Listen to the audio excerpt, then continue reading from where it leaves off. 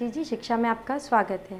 आज हम लोग पढ़ेंगे कक्षा 6वीं, विषय है गणित, अध्याय 5 वृत्त। अध्याय 4 तक हम लोगों ने पढ़ा था पूर्णांक। मैं कांची के शर्वानी आज आपको इस चैप्टर का अध्ययन कराऊंगी।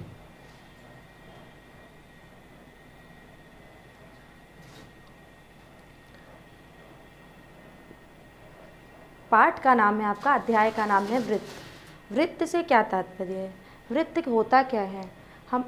हम लोग जितनी भी गोल संरचनाएं देखते हैं अपने घर में, अपने घर के आसपास, है ना, वो सारी जो संरचनाएं होती हैं, गोल संरचनाएं, उसको हम लोग क्या बोलते हैं? मैथमेटिकल भाषा में, मैथमेटिकल लैंग्वेज में, गणित के भाषा में वृत्त। जैसे क्या, आप लोग जो रोटी खाते हैं वो कैसी आकृति की होती है? गोल आकृति की होती है। आप लोगों ने क्या देखा है? बैलगाड़ी का चक्का देखा है? बैलगाड़ी का पहिया या फिर कोई भी गाड़ी जिसके चक्के को देखिएगा आप लोग, कैसा दिखाई देता है?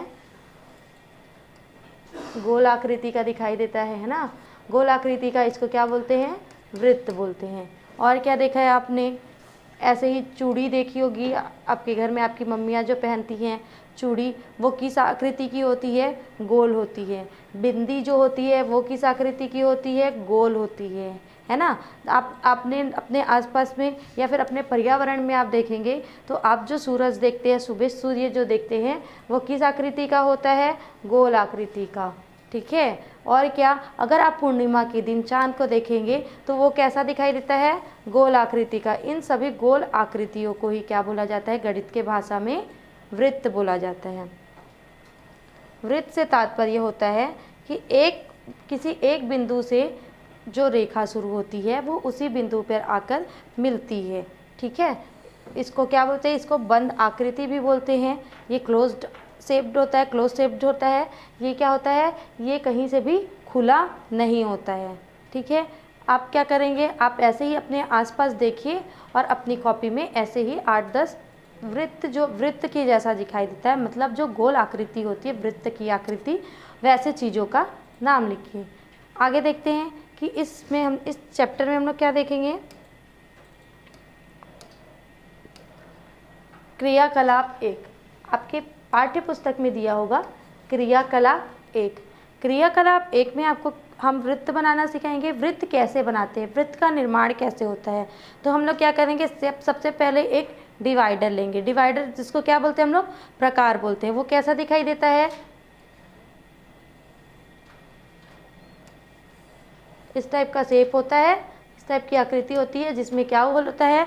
जिसमें एक तरफ नुकीला, सुई के जैसा नुकीला भाग निकला होता है और एक तरफ सीज को, पेंसिल को फंसाने के लिए आपको एक भाग दिया होता है ना, जिसमें क्या कहते हैं आप? सीज फंसाते हैं। आप सबसे पहले वृत्त बनाने के लिए क्या करेंगे? एक प्रकार लेंगे और एक स्केल लेंगे। ठीक है। तो सबसे पहले प्रकार में क्या करेंगे? आप पेंसिल लेंगे, पेंसिल को इस प्रकार फंसाएंगे कि जो नोक है और पेंसिल का जो नोक है वो अगर किसी कॉपी में या फिर किसी समतल जगह पर रखेंगे, जो समतल जगह होगा वहाँ पर अगर ऐसे पेंसिल को और उसके नोक को बराबर करके रखेंगे तो जो दोनों का नोक होगा वो समतल जो सतह होगा उस पर बराबर होना चाहिए। ठीक है। प्रकार में सीज फंसाना है कैसे, वो तो हमको पता चल गया। तो आप लोग भी जल्दी से अपने प्रकार को निकालिए और उसमें सीज फंसा लीजिए। ठीक है। उसके बाद क्या करेंगे हम लोग? इसमें एक सबसे शुरू वृत्त कैसे बनाते हैं उसके लिए क्या करेंगे हम लोग? एक असमान, मतलब प्रकार को थोड़ा सा फैलाएंगे अपनी दूरी से, इस हिसाब से थोड़ा सा फैलाएंगे और क्या करेंगे? एक जो नोक है प्रकार का, जो नोक वाला नुकीला जो हिस्सा है उसको क्या करेंगे? इस प्रकार सतह पर रखेंगे। ठीक है। और क्या होगा? फैलाने के बाद जो सीज वाला भाग है वो क्या हो जाएगा? ऐसा दिखाई देगा। उसके बाद क्या होगा? ये नुकीला वाला भाग है और जो सीज वाला भाग है उसको क्या करेंगे? ये जो होगा नुकीला वाले भाग को अगर समतल सतह पर रखेंगे हम, उसके बाद क्या करेंगे? जो सीज वाला भाग है उसको अगर घुमाते हैं तो इस प्रकार का एक वृत्त बनेगा। ठीक है। इसको क्या बोलेंगे? इस संरचना को वृत्त बोलेंगे या फिर गोल आकृति बोलेंगे।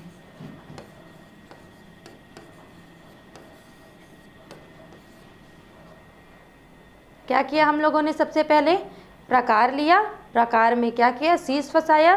शीश फंसाने के बाद हम देखेंगे कि जो उसका नुकीला भाग है और जो शीश है वो क्या होगा? समतल सतह पर समान होगा। फिर अगर हम लोगों को एक साधारण वृत्त बनाना है जिसका कोई माप नहीं होगा तो उसके लिए हम लोग क्या करेंगे? एक प्रकार को थोड़ी सी दूरी के लिए फैलाएंगे इस प्रकार का, ठीक है, जिसमें क्या होगा? ये जो नुकीला भाग है और इसमें क्या होगा? ये पेन रख, इसमें क्या है? ये नुकीला वाला पार्ट है और ये क्या है? जहाँ पे हम लोग शीश फंसाए हैं, ठीक है। फिर जो नुकीला वाला भाग है प्रकार का, उसको कहाँ रखेंगे? हम अपनी कॉपी पे रखेंगे। आप अपनी कॉपी में रखिए, है ना। उसके बाद क्या करेंगे? आप अपनी कॉपी पे रखिए जो पेंसिल वाला भाग है और नुकीले वाले भाग को। उसके बाद क्या करेंगे? उसको बिना उठाए उस नुकीले वाले भाग से बिना उठाए हम एक रेखा खींचेंगे। जो रेखा क्या होगा? एक बंद आकृति के समान बनेगा, क्योंकि वो डिवाइडर जो है, जो प्रकार है, वो ऐसे एक 360 अंश की डिग्री में घूम जाएगा, ठीक है। और क्या प्राप्त होगा? हमको एक वृत्त प्राप्त होगा। इसको क्या बोलते हैं? इसको ही वृत्त बोलते हैं। क्रियाकलाप 1 में हमको यही करना है। उसके बाद क्या है? क्रियाकलाप 1 में हम एक और चीज़ देखेंगे कि ये तो हो गया असमान दूरी के लिए वृत्त कैसे बनाते, साधारण वृत्त। लेकिन अगर आपको एक माप दिया हुआ है कि इस माप के लिए वृत्त बनाइए, तो आप क्या करेंगे? यदि आपको बोला गया है कि 2 सेंटीमीटर के लिए वृत्त बनाना है, 2 सेंटीमीटर का, तो क्या करेंगे? हम पहले स्केल देखेंगे। स्केल में क्या होता है? ऐसा लाइन, ऐसा स्केल होगा आपके पास भी, है ना। उसमें क्या है? यहाँ से शुरू होता है 1, फिर 2, फिर 3, बीच बीच में छोटे छोटे लकीरें भी होती हैं, जो वो भी कितने की संख्या में होती है? 10 की संख्या में होती है। फिर हो गया 4, फिर हो गया 5, फिर हो गया 6, फिर हो गया 7। ऐसे ही आपकी जो स्केल है उसमें क्या दी हुई है? रेखाएं दी हुई हैं एक समान दूरी पर, एक निश्चित दूरी पर। तो यदि हमको बोला जा रहा है कि हमको 2 सेंटीमीटर के लिए एक वृत्त बनाना है, तो हम क्या करेंगे? 2 सेंटीमीटर, या फिर यदि बोला जा रहा है कि 3 सेंटीमीटर, तो प्रकार को ऐसे फैलाएंगे कि पहला जो हो वो 0 में आए और जो दूसरा जो भाग हो, मतलब जो पहला नुकीला वाला भाग होता है वो 0 पर रहे, और जो दूसरा वाला भाग होता है, मतलब पेंसिल वाला जो भाग होता है, वो अगर 2 बोला है तो 2, 3 बोला है तो 3, अगर 3.5 बोला है तो 3.5, 4 बोला है तो 4.4, 4.5 बोला है तो 4.5, उतनी दूरी पर अपने प्रकार को फैला लीजिए, ठीक है। प्रकार को फैलाने के बाद आप क्या करेंगे? आप प्रकार के नुकीले भाग को वही स्थान पर रखेंगे अपनी कॉपी की सतह पर, और क्या करेंगे? जो आपका पेंसिल वाला भाग जो फैला हुआ दिखाई दे रहा है उसको क्या करेंगे? नुकीले जगह को हम क्या करेंगे? टाइट करेंगे, और उसके बाद उसके चारों ओर एक रेखा बना देंगे। ये क्या होगा? बंद रेखा होगा। इसको क्या बोलेंगे? अगर ये 2 सेंटीमीटर के लिए तो 2 सेंटीमीटर का वृत्त, 4 है तो 4, 5 है तो 5, जो भी आपका माप दिया होगा उसके हम लोग उसको उस स्थान पर रख देते हैं। तो क्रियाकलाप 1 में हमने क्या सीखा? हमने सीखा कि प्रकार की सहायता से वृत्त का निर्माण कैसे होता है, प्रकार की सहायता के साथ वृत्त का निर्माण कैसे होता है। पहला चीज़ सीखा, प्रकार का यूज़ कैसे करते हैं, प्रकार का उपयोग कैसे करते हैं वृत्त बनाने के लिए, ये सीखा हम लोगों ने। और क्या सीखा हमने? स्केल की सहायता से हम लोग जो दूरी होती है उसका मापन कर कैसे वृत्त का निर्माण करते हैं। क्रियाकलाप 1 में हम लोगों ने सीखा। अब देखते हैं कि क्रियाकलाप 2 क्या बोलता है। अब हमको वृत्त बनाना कैसे है वो आ गया, तो हम क्या करेंगे? एक समान दूरी वाली या फिर एक क्या करेंगे? वृत्त बनाएंगे, ठीक है। नॉर्मल वृत्त कैसे बनाते हैं? प्रकार को फैलाएंगे, शीश लेंगे, उसमें अगर 4 सेंटीमीटर अगर माप दिया हुआ है, आपको किसी भी कंडीशन में माप दिया हुआ है कि इस माप की वृत्त बनाइए, तो उस माप को मापन कर क्या करेंगे? हम एक वृत्त का निर्माण कर लेंगे, ठीक है। तो आप लोगों ने क्रियाकलाप 1 में वृत्त का निर्माण करना सीख गया है, तो हम लोग एक वृत्त बना लेते हैं।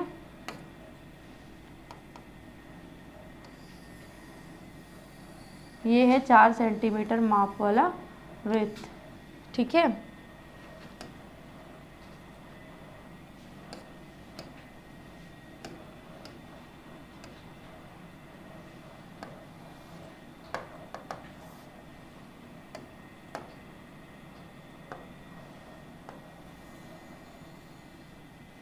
ये है आपका 4 सेंटीमीटर माप वाला वृत्त। ठीक है, अब देखते हैं कि इस वृत्त में, इस वृत्त को यदि आप लोग क्या करेंगे, ये आपको वृत्त मिला कागज़ में, ठीक है, अगर उसको कागज़ में बना लीजिए और उसको चारों साइड से काट लीजिए। उसके बाद क्या करेंगे हम लोग, इस वृत्त को अगर हम लोग आधा मोड़ते हैं, है ना, तो क्या होगा, ये अगर ऐसा वृत्त बना हुआ है तो उसको आधा मोड़ने के बाद कैसा दिखाई देगा, इस प्रकार की संरचना दिखाई देगी। कैसे,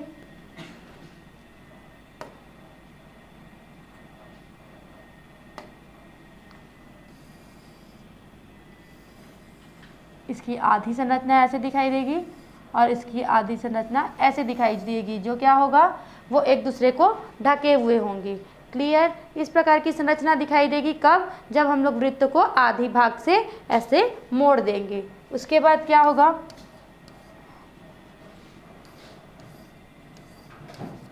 उसके बाद यदि हम लोग क्या करेंगे, वृत्त को अगर फिर से आधे भाग में अगर हम लोग मोड़ देते हैं तो वृत्त कैसा दिखाई देगा,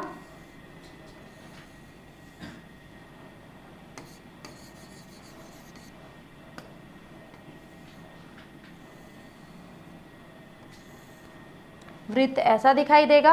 हम लोग अगर वृत्त को इस भाग में मोड़ देते हैं, ठीक है, तो वृत्त के 4 भाग होंगे जो एक दूसरे को ढके होंगे और कैसे दिखाई देंगे, इस प्रकार के दिखाई देंगे।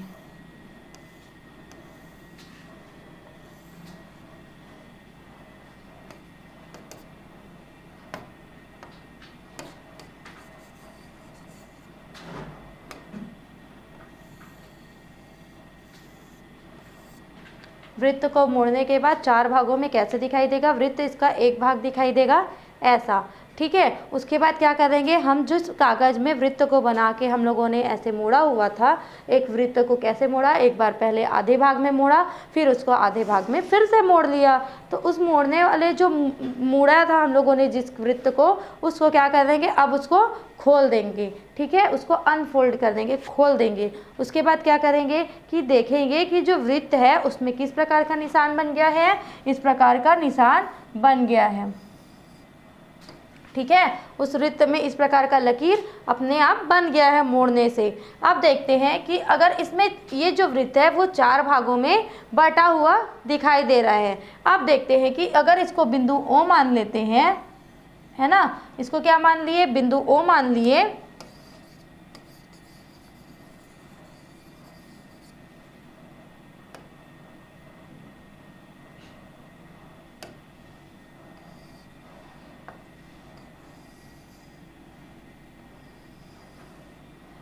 जो केंद्र बिंदु है उसको क्या मान लिए हम लोग, ओ मान लिए। ठीक है, और क्या है, इसको, इस रेखा को ए, इस रेखा को बी, इस रेखा को सी और इस रेखा को हम लोग मान लिए डी। इन लोगों का नामकरण कर दिया हम लोगों ने। ये जो लकीर है वो स्पष्ट आपको दिखाई दे रही है। तो अब क्या करेंगे आप लोग, अब एक स्केल लेंगे और स्केल की सहायता से देखेंगे कि ओ से ए की दूरी कितनी है। ठीक है, तो ओ से ए की दूरी अगर हम लोगों ने 4 सेंटीमीटर का 4 सेंटीमीटर लेके एक वृत्त बनाया था, तो अब देखते हैं कि क्या बोलते हैं, 0 से O तक की जो दूरी है वो कितनी होगी,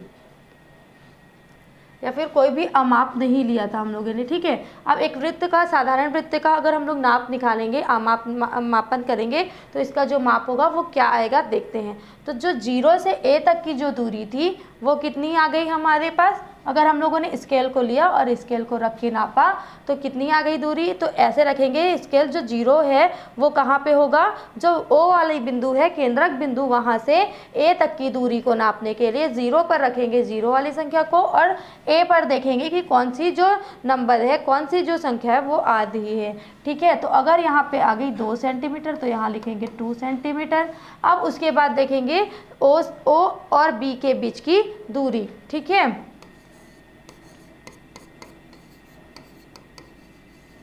O और B के बीच की दूरी का मापन कैसे करेंगे, यहाँ पे 0 रखेंगे स्केल का और B पे क्या रखेंगे, आपका जो भी संख्या आएगा उसको रखेंगे, देखेंगे। ठीक है, तो O और B की दूरी क्या आ गई आपकी, 2 सेंटीमीटर आ गई।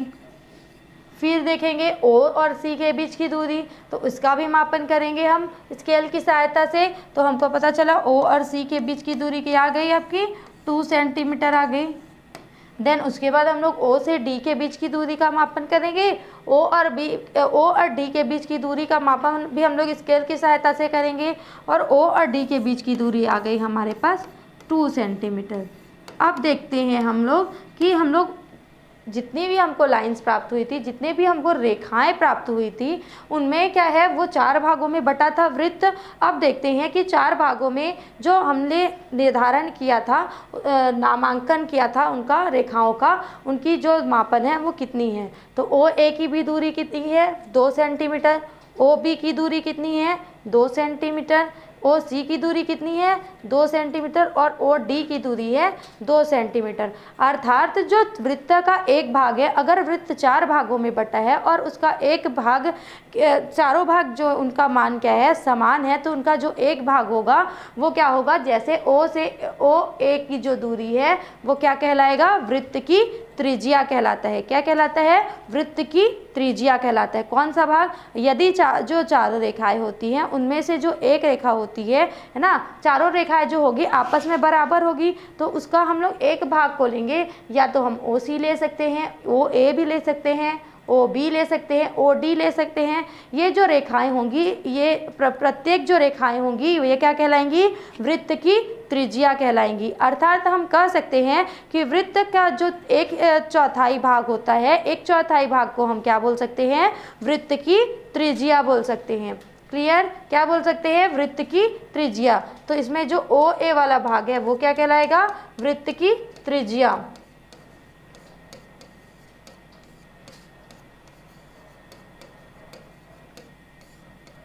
वृत्त की त्रिज्या से क्या होता है कि वृत्त की त्रिज्या को अगर हम लोग नापेंगे, और जैसे 2 सेंटीमीटर आया है, ठीक है, तो अगर 2 सेंटीमीटर को मापन करेंगे एक वृत्त स्केल की सहायता से, तो क्या करेंगे हम लोग 2 सेंटीमीटर का जो नोक होगा प्रकार का वो यहाँ रखेंगे, और 2 सेंटीमीटर को उसको जो पेंसिल होगा उसको जो नोक वाले भाग है उससे चारों ओर घुमा देंगे, तो हमको क्या प्राप्त होगा, एक वृत्त प्राप्त होगा।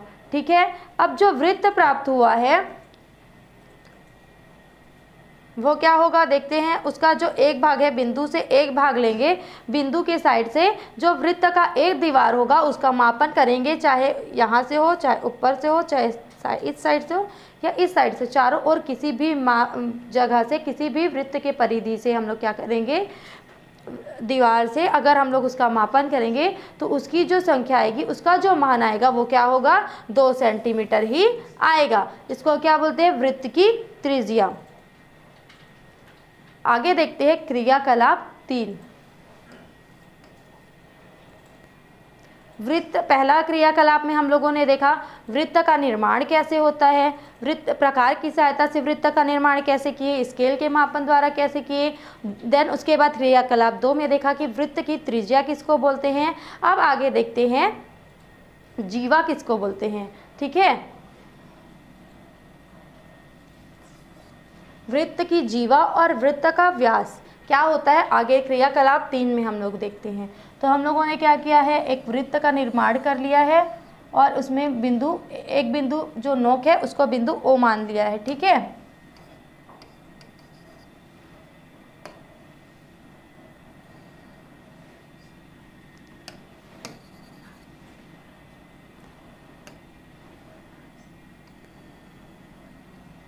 अब यहाँ से जो नोक केंद्र वाला भाग है वहाँ से एक लाइन हम लोगों ने खींचा,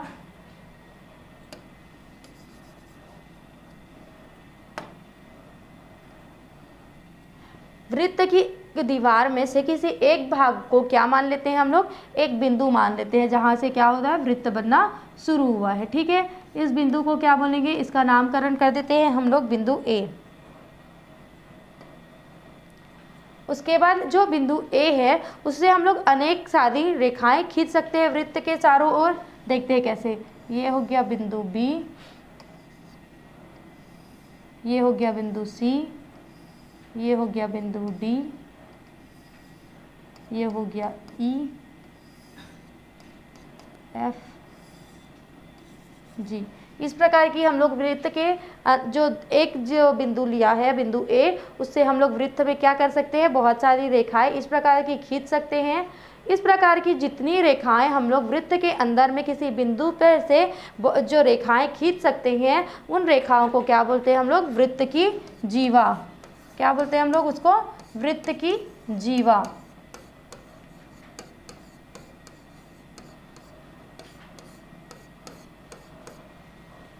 क्या करेंगे, एक वृत्त लेंगे, इसमें जो स्टार्टिंग वाला जो शुरुआत वाला बिंदु होता है उसको हम लोग बिंदु ए मान लिए, और उस बिंदु से हम लोगों ने वृत्त के अंदर में बहुत सारी रेखाओं का निर्माण किया। और ऐसा हम लोग कर सकते हैं ना, आप लोग भी करके देखिए। आप लोग अपनी कॉपी में एक वृत्त बनाइए, जहाँ से वृत्त की शुरुआत हुई थी उसको बिंदु ए मान लीजिए, और उसके अंदर से वृत्त में बहुत सारी रेखाएं इस प्रकार की खींच के देखिए, तो आपको बहुत सारी रेखाएं जो प्राप्त होंगी वो क्या कहलाती है, वृत्त की जीवा। ठीक है, उसके बाद देखते हैं आगे। अब ये जो वृत्त की जीवा है, वृत्त है, इसमें बहुत सारी जो लाइंस खिंचाई हैं, बहुत सारी जो रेखा हैं, उसमें क्या है, एक रेखा होती है, एक ऐसी रेखा जो होती है वो क्या करती है, पूरे वृत्त को आधे भागों में बांटती है। वो क्या होती है, जैसे यहाँ से शुरू हुआ है वृत्त, और इसको ई जो बिंदु है, बिंदु ए से जो बिंदु ई है, वो क्या कर रही है, वृत्त को आधे भागों में बांट रही है ना।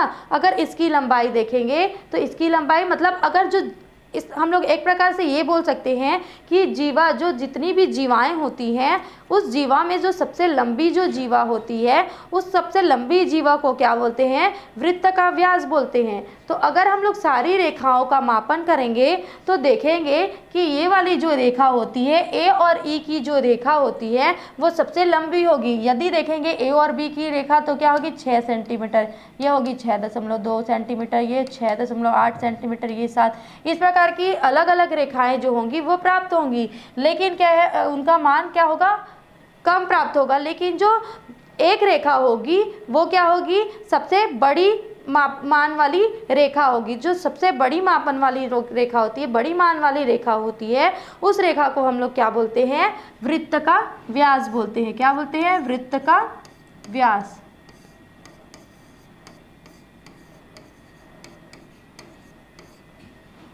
वृत्त का व्यास कैसे, किसको बोलेंगे, जो वृत्त में हम लोग, वृत्त है, वृत्त में जितनी जीवाएं हैं, तो उन जीवाओं में जो सबसे लंबी रेखा होती है, जो केंद्रक से होकर गुजरती है, जो वृत्त के केंद्र से होकर गुजरती है, उस रेखा को हम लोग क्या बोलेंगे, वृत्त का व्यास बोलेंगे। ये क्या होती है, वृत्त का जो व्यास होता है उसका मान त्रिज्या के मान से 2 गुनी होता है। वृत्त का जो मान होता है उसका मान किससे 2 गुना होता है, त्रिज्या के मान से 2 गुना होता है।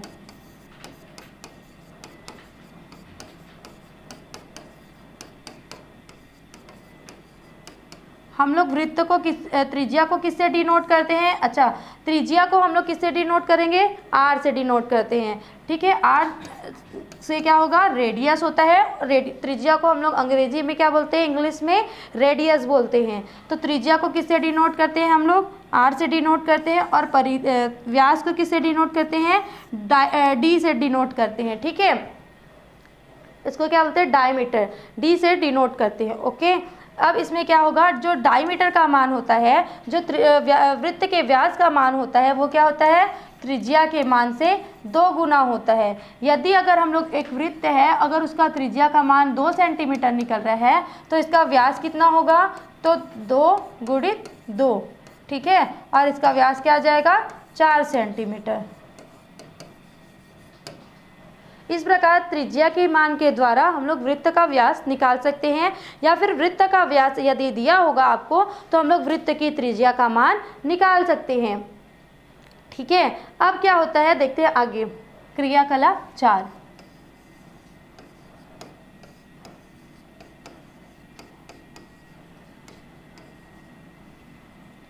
वृत्त का मापन वृत्त की त्रिज्या के आधार पर और वृत्त के व्यास के आधार पर कर सकते हैं, लेकिन एक और क्रिया होती है जिसके द्वारा हम लोग वृत्त का मान निकाल सकते हैं, है ना। देखते हैं कैसे। एक वृत्त बनाएंगे, एक साधारण वृत्त बनाएंगे, और उसमें हम लोग क्या करेंगे, एक निशान लगा देंगे। ठीक है, जैसे अगर हम लोग यहाँ पे एक निशान लगा दिया है, उसके बाद क्या करेंगे हम लोग, एक स्केल लेंगे और स्केल में उस वृत्त को ऐसे रख देंगे। ठीक, अब वृत्त को इतनी बार हम लोग घुमाएंगे कि वो जो निशान पहले स्थान पर है, पूर्व स्थान पर है, वहाँ तक ना आ जाए।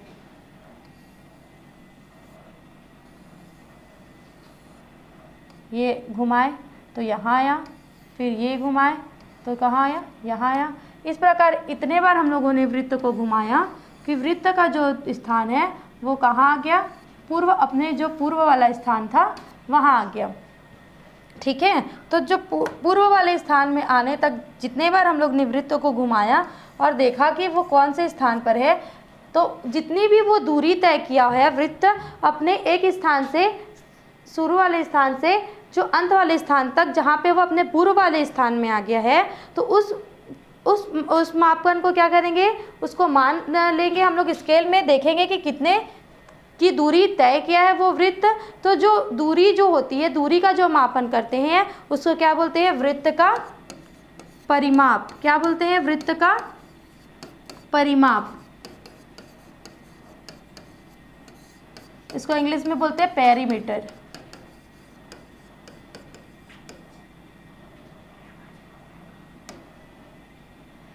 इसमें क्या करें हम लोग, एक वृत्त लिए, एक स्केल लिए, वृत्त में एक निशान बना लिए, उस वृत्त को स्केल के ऊपर रखकर ऐसे घुमाया कि वो इतने टाइम तक घुमाया कि जब तक वो अपने पूर्व वाले स्थान पर, मतलब जिस स्थान से हम लोगों ने उस वृत्त को घुमाना शुरू किया था, उस वृत्त के उस स्थान पर वो फिर से ना पहुंच जाए। जब वो उस स्थान पर पहुंचा, उसको क्या किया, वहीं पर स्टॉप कर दिया, रोक दिया। उसके बाद देखा कि उसका मान कितना आता है।